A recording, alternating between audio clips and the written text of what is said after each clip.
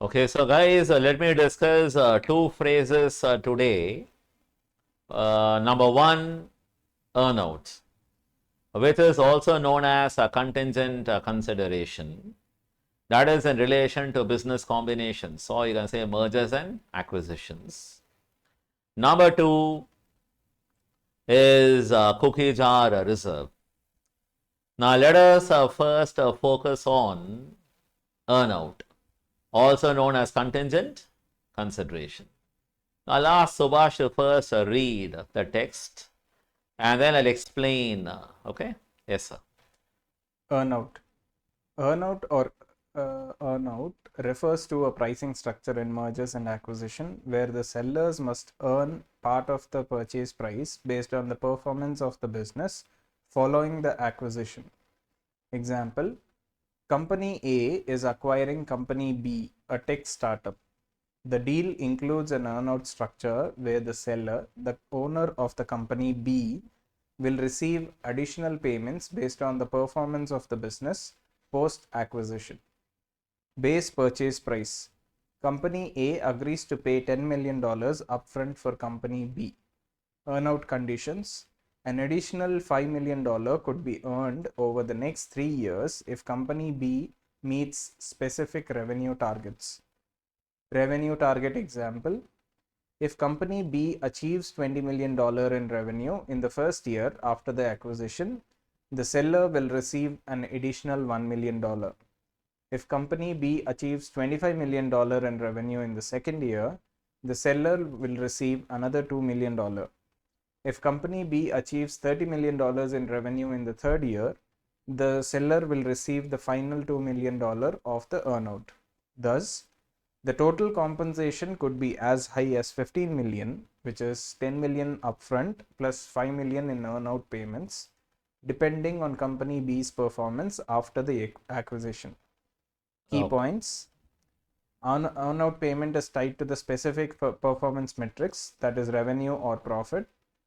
The earnout is typically structured over a set period such as 1 to 3 years, and then the seller receives the earnout only if the business meets the predetermined targets. Okay. Now let me explain this particular phrase, that is earnout or contingent consideration. Now, why is it called contingent consideration in IFRS 3 on business combinations? Or in the Indian context, Ind AS 103 on business combinations. The consideration that is payable by A Limited, by A company, to the owners of B Limited depends on, is contingent upon the revenue, that is the performance target. In our example, the revenue target to be met or achieved. Yes? Got it? Yes. Now listen. So basically the seller, let us assume that Subhash, the person who read the text for us, and his friends are the equity shareholders of B Limited. Okay? And I represent A Limited's director, and I am just talking to you people.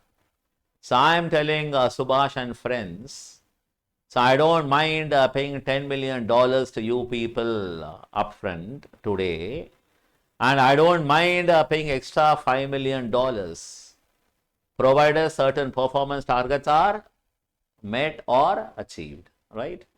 Suppose the revenue from the business I bought from you people, that is sold to me, right? If B company's revenue, that is sales achieved, is 20 million, then I don't mind paying extra $1 million to you people. That is Subhash and Co. If the revenue achieved is $25 million in year 2, another $2 million. $30 million revenue in year 3, another $2 million. That's what is given, right? An example. So in all, you guys can earn, or you have the potential to earn another $5 million from me. That is why earn out. The seller of a business, the owners of the business, that is basically B Limited, they can earn a part of their consideration. Out of 15 million, 10 million for selling their business, and they'll earn balance $5 million provided certain predetermined performance targets are met or achieved. Is that fine? Yes, sir. That is why In fact, the earnout is not a phrase used in IFRS 3 on business combination. In fact, they use a phrase contingent consideration because the consideration for the acquisition is contingent upon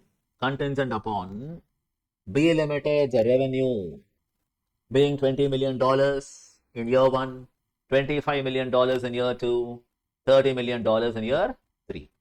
Got it, guys?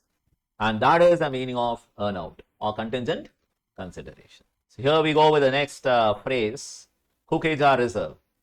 It is a very popular technique employed by companies to boost profits in the years to come. So they will create a reserve in a good year and use that reserve to inflate the profits in a bad year. Now let's read the text first, and I will explain how this reserve can be used by companies to manipulate their profits, or we say massage their profits, or they can inflate their profits in the years to come. Yes. Massage or inflate profits? Massage. You can massage the numbers, right? And inflate the profits. Massaging is basically you are manipulating. Yeah, got it. So a cookie jar reserve refers to a financial practice where a company sets aside more funds, usually in the form of reserves or provisions, than necessary during good financial years. These extra funds are reserved in a cookie jar and can later be used to cover expenses or boost profits in leaner times or when the company faces short-term financial difficulties. The term cookie jar metaphorically suggests a stash that is used later, much like a cookie jar is used to store cookies that can be eaten later. This practice is generally seen as an accounting manipulation to smooth earnings and make the company appear more stable over time. While the practice itself is not illegal, it can be ethically questionable and may violate financial reporting standards if used deceptively. Example, company XYZ, which manufactures electronic products. Here's how it might use a cookie jar reserve. Year 1, good year. Company XYZ expects to have 1 million warranty expense for repairs and returns on its products sold. However, due to fewer returns and lower than expected repair costs, only $500,000 is actually needed. Instead of adjusting the reserve down immediately, company XYZ decides to leave $500,000 in its warranty reserve. This creates an excess reserve, which is essentially the cookie jar. Year 2, tough year. In the following year, company XYZ experiences a drop in sales due to market conditions, resulting in lower than expected profits. To smooth the earnings and report stable profitability, the company decides to draw from the cookie jar the extra warranty reserve. Company XYZ now uses the remaining $500,000 from the warranty reserve to offset the lower sales and maintain its profit margin. As a result, company XYZ can report a more consistent net income, even though its actual profits are lower than previous years. Financial impact. Without using the cookie jar reserve, the company might have reported a significant drop in profitability due to lower sales in year 2. However, by tapping into the cookie jar reserve, the company's financials appear more stable as the additional $500,000 from the reserve increases its reported profit for the year 2. Okay. Now let me explain this whole concept. Okay. I can also help you to prepare a profit and loss account and show you how the profits can be inflated in year 2. Fine. So, cookie jar reserve is a reserve that is created in year 1 in a good year. Now, where you're going to create some excess reserve, which is not required. But you create an excess reserve because you have enough profits in year 1, right? It's a good year. And in a bad year, that is year 2, tough year, you can reverse the reserve or reverse a provision that you created, thereby inflating the profits or reducing the loss in that year. Okay. So to explain this better, let me help you to prepare a profit and loss account. Okay. So let us make a T-shape profit and loss account. You understand things better this way. Now let's write the numbers in thousands. Okay, not in millions, in thousands. Okay. Now write on the credit side. On the credit side, just check this. Okay. So by gross profit. by gross margin or gross profit. The amount is 2,500 in thousands, right? 2,500 in thousands. So right on the credit side, by gross profit, it is 2,500 in thousands, okay? Yes. It's all in thousands. Then on the debit side, write to operating expense. To operating expense, let's assume all the selling, general, and administrative expense is 600,000. 600. 600. Okay? Is your operating expense. And then write to a warranty provision. So to warranty reserve or provision.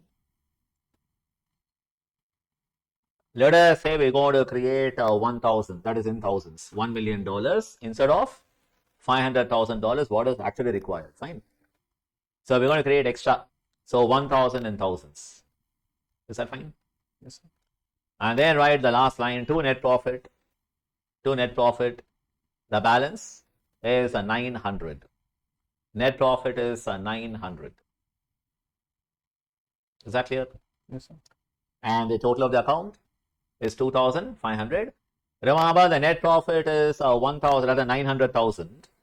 And the warranty provision, we created 1,000 in thousands, that is $1 million instead of $500,000. Is that clear? Yes, sir. The excess 500,000 we created, thereby reducing the net profit of this year. Now let us go to the tough year. This is a good year. Okay, year one.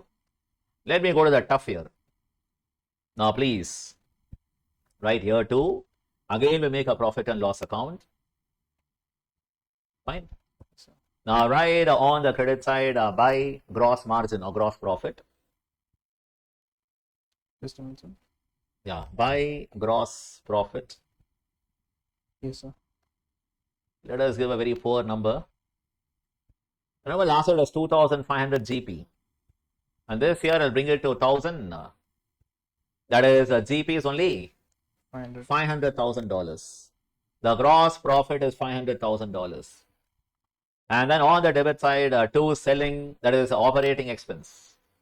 To operating expense. Let's enter the same number. How much? 600. 600, no change. No change, the same $600,000. You saw? If you were to close your profit and loss account at this point, you'll be reporting a net loss of $100,000. Yes or no? Yes, sir. But remember, we have that warranty provision what we created last year. Remember, we created $1 million. Yes. That will go and sit in your balance sheet, the cookie jar. That's a cookie jar. You have a cookie jar reserve. In the cookie jar, you have this reserve, right? How much? Remember, we created a $1 million last year in year one, which is 1,000 in thousands. We had excess provision of $500,000, right? That excess provision will be now reversed. You know what is the entry for that? Provision account debit to profit and loss. Therefore, write in your P&L on the credit side, what is that? By warranty provision, how much? Let us say $500,000 reversed. We reverse the entire $500,000. Got it? Yes, sir. Now you check what happened on the credit side. Gross profit of $500,000, a sorry figure. And then by provision, warranty provision, excess what you created, cookie jar reserve has been reversed, right?